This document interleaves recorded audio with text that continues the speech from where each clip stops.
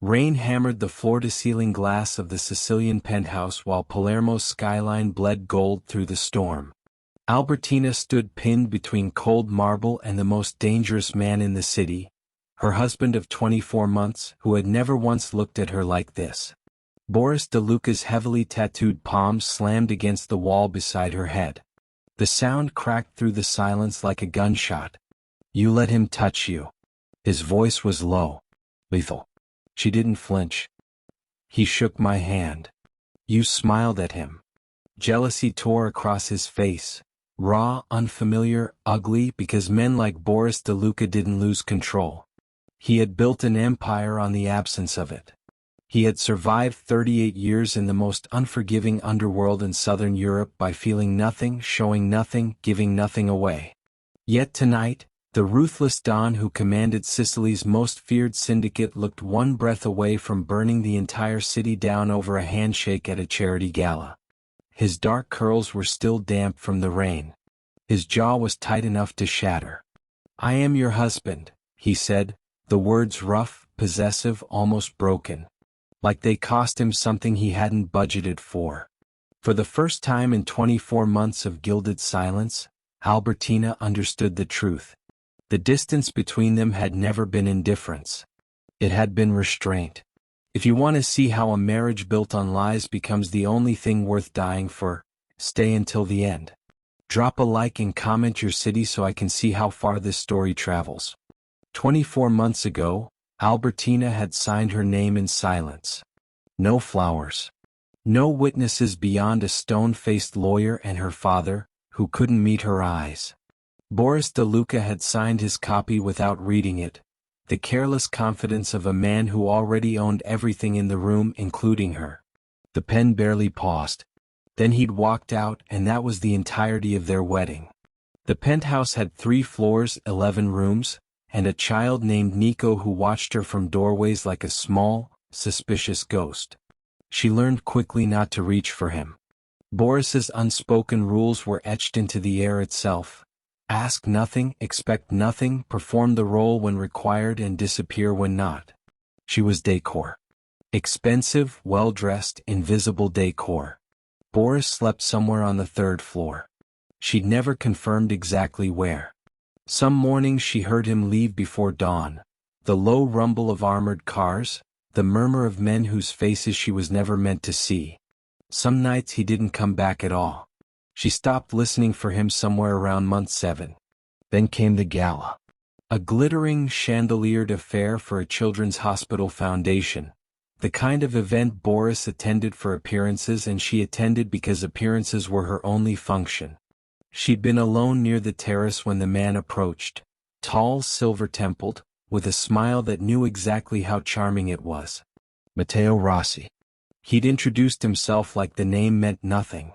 Like it wasn't a lit match dropped into gunpowder. He'd shaken her hand. She had smiled, politely, the way she'd been trained to smile at strangers. Across the room she hadn't seen Boris watching. She hadn't known then what that single smile was about to cost them both. He told her the truth at midnight, which was the first true thing he'd ever given her. They were in the back of an armored SUV, Nico asleep across Albertina's lap with his small fist curled against her ribs, the closest they'd ever been, when Boris spoke without looking at her. "Matteo Rossi runs the Northern Syndicate. We've been at a cold war for 3 years over the Palermo docks." Pause. The city lights thinned as they climbed.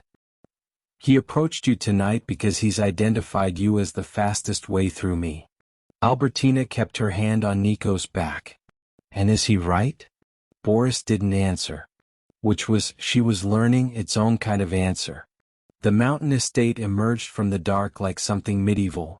High stone walls, floodlit perimeter, men stationed at intervals with the quiet discipline of soldiers who'd never needed to be told twice. The iron gates swallowed them whole. Inside, the air smelled of pine and cold altitude and the particular silence of a place built to keep things out. Or in. She was given a room. Nico was given the one beside it. Boris disappeared into a secured wing with 3 of his men, and Albertina stood at the kitchen window in the early hours, watching the tree, unable to sleep. Her phone buzzed. An unknown number. One image. No text. It was her, standing exactly where she was standing at this window in this kitchen taken from somewhere in the dark outside. The timestamp read 4 minutes ago. Her blood went cold. By the time Boris reached her, she was still holding the phone. He looked at the photo for a long moment, jaw tight, something shifting behind his eyes that wasn't quite anger. It was fear. He was gone before sunrise and back before she'd finished her coffee, smelling of smoke and petrol and something colder underneath. He said nothing. He didn't need to. By mid-morning, word had reached the estate that Matteo Rossi's primary import warehouse on the northern docks was ash and twisted steel. 3 million euros of cargo. Gone. Albertina didn't ask. She was learning the grammar of this world, what the silences meant, what the set of his jaw communicated, what it cost him to keep her inside these walls while he bled for the perimeter of them. The betrayal surfaced 2 days later. She heard it from a hallway she wasn't supposed to be in, raised voices, then sudden quiet, then a single gunshot that echoed off stone walls and died quickly, the way sounds did in places built for exactly that purpose. When she found Boris afterward, he was washing his hands at a utility sink with the methodical calm of a man performing a routine task. "My logistics coordinator," he said without turning around. He'd been selling our security rotations for 6 weeks. She said nothing. There was nothing to say. The next morning, a black car she didn't recognize rolled slowly up the estate's main road and stopped at the iron gate. The window descended. Matteo Rossi sat in the back seat in a pale linen suit, unhurried, almost amused, a man paying a social call. Boris met him at the gate. She watched from an upper window, Nico pressed silently against her side. She couldn't hear the words. She didn't need to. She could read it in the angle of Matteo's smile as he drove away, unhurried, satisfied, and in the stillness of Boris's shoulders as he watched the car disappear into the tree. The war had a new tempo now. It began at 3 a.m. with the kind of silence that precedes catastrophe, every bird gone, every guard radio cutting to static simultaneously. Then the eastern wall detonated. The explosion punched through her sleep like a fist. She was on her feet before the second blast, already moving toward Nico's room, already pulling him against her chest as the estate's emergency lighting flooded everything red. Marco, Boris's head of security, a quiet man with careful eyes who had always stationed himself nearest to her without being asked, appeared in the corridor. He pressed a key fob into her palm. "Black SUV, garage level 2. You don't stop. You don't look back." "Where is Boris?" "Courtyard." "Go." She ran with Nico through the service corridors, the sound of automatic gunfire rewriting the architecture of the night above them. At the garage door she stopped. Through a narrow ground-level window she could see the courtyard. Ablaze, overrun, Matteo's men pouring through the breach in disciplined, tactical waves. And Boris, surrounded. 4 of them. His back against a stone pillar, gun raised, calculating the geometry of a problem that didn't have a clean solution. She strapped Nico into the back seat, told him to stay down, and reversed the SUV out of the garage at full speed. The impact of the bumper scattering 2 of Matteo's men bought Boris 3 seconds. He used all of them. He was in the passenger seat before she'd fully stopped, and she was already accelerating toward the estate gates before his door closed. They hit the mountain road at speed, headlights behind them almost immediately, 2 vehicles, closing fast through hairpin turns and sheer drop edges. Nico didn't make a sound in the back seat. Neither did Boris. She drove like the mountain was hers. They lost the second car somewhere in the descent and drove the remaining 4 hours in near silence, Nico finally asleep again with his head against the window, trusting them both in the way children trust, completely without evidence. The safe house was a concrete shell on the industrial fringe of the city, wedged between a cold storage facility and a shipping yard. It smelled of diesel and damp. Boris's remaining men had arrived ahead of them, and the place had been stripped to function. Cots, equipment, A secured communications line, nothing decorative, nothing soft. Albertina didn't complain. She was past the part of herself that required comfort. The video arrived at noon the following day. Her father sat zip-tied to a wooden chair in a featureless room, a single bulb swinging overhead. He was conscious. Unhurt visibly. His eyes found the camera with an expression she couldn't immediately name, something between shame and exhaustion that sat wrong on his face, like a confession waiting for the right moment. Matteo's voice came from off-screen, pleasant and precise. Boris had 24 hours to present himself alone at the northern dockyard. If he did not, her father would be delivered to him in pieces. Boris watched it once. Then he told her to stay inside, took 2 men and went to scout the location. He didn't come back.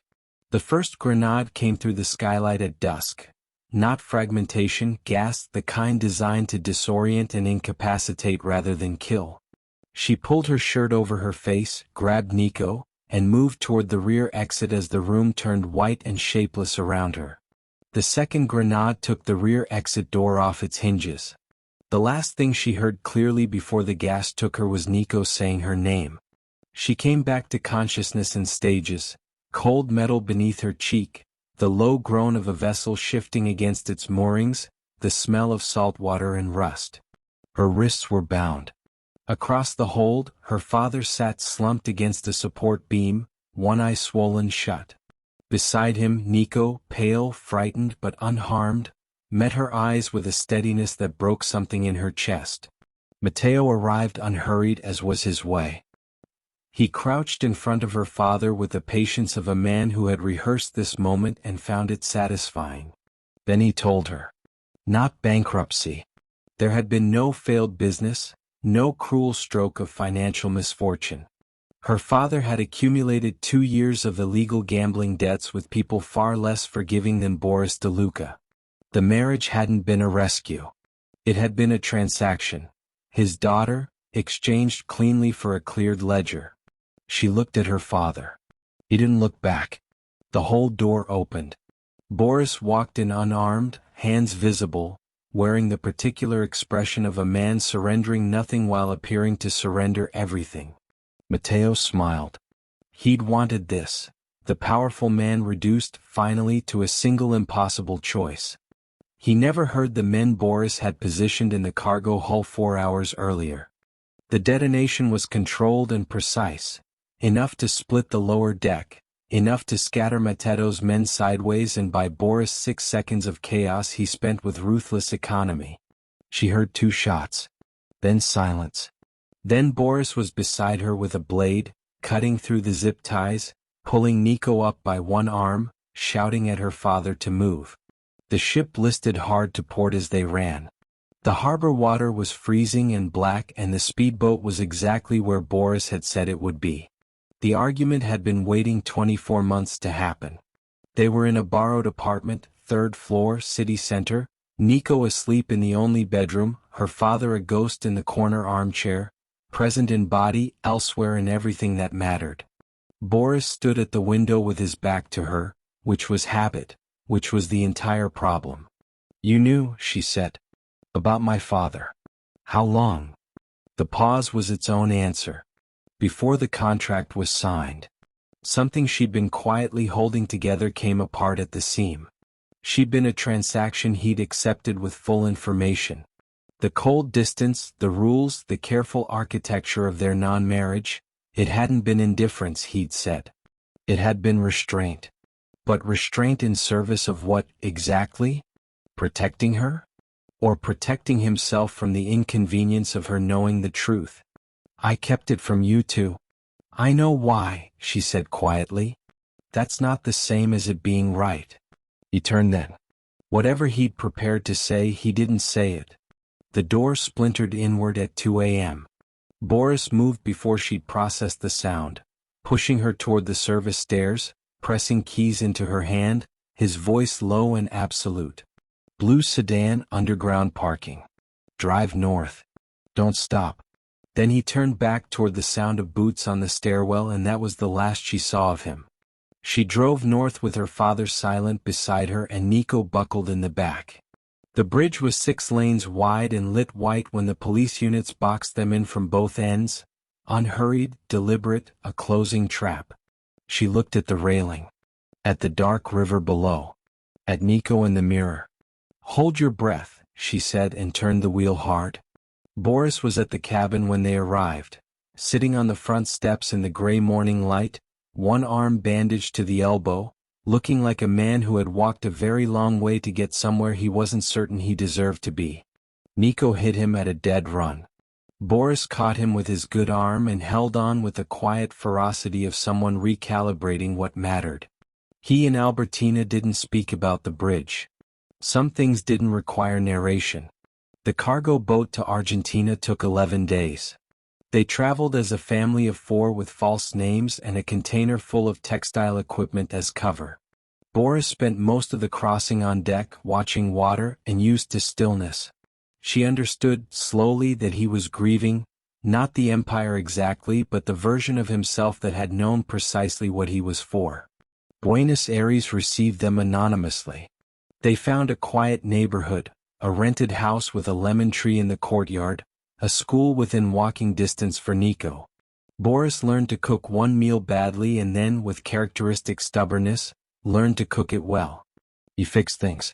He drove Nico to school. He slept in the same bed as his wife for the first time in their marriage, carefully, like someone learning a new language from scratch. 6 months in, her father sat them both down at the kitchen table. Stage 4. Liver. He'd known since before the cargo ship, had said nothing, which was, she supposed, a family trait. He explained the gambling, the debts, the choice he'd made and had never stopped paying for internally. He didn't ask for absolution.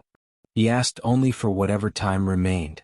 They gave him all of it, through Buenos Aires, through the Chilean coast, through a quiet sunrise in Montevideo where he finally, peacefully let go. They settled in a small coastal town in southern Brazil where the streets were narrow and salt-bleached and nobody cared who you'd been before you arrived. Boris grew a garden with the same focused intensity he'd once applied to running an underworld empire. Nico, 13 now, tall and serious and quietly devoted to both of them, had stopped watching doorways for threats. That, more than anything, felt like proof they'd done something right. The offer came on a Tuesday. A courier, a sealed envelope, a number with many zeros and the implicit promise of everything Boris had surrendered. The remnants of the old syndicate, reorganizing, reaching for their former center of gravity. He burned it in the garden without discussing it with her. She watched from the kitchen window and said nothing. She didn't need to ask. She already knew who he was choosing to be. That evening he walked her to the beach at the hour when the light turned amber and the water went still, and he stopped and turned to face her with the expression of a man who had rehearsed nothing, which was new for him, which was the whole point. The ring was simple, a thin gold band, no stones, nothing strategic about it. He held it the way he held things he was afraid of losing. Not a contract, he said. Not protection. Not legitimacy. He paused. Just, you. If you want this. She took it from his hand and put it on herself, which made him almost smile. 5 years later they sat on that same beach at sunrise, Nico asleep inside, the ocean doing what oceans do, indifferent, endless, quietly magnificent. Boris's hand found hers in the sand without either of them looking. They had built nothing that could be taken. That was the whole of it. That was enough. That's the end of Albertina and Boris's story, a marriage built on lies that became the only thing worth dying for. If this story moved you, hit the like button and subscribe so you never miss the next one. Drop your city in the comments. I want to see how far this one travels.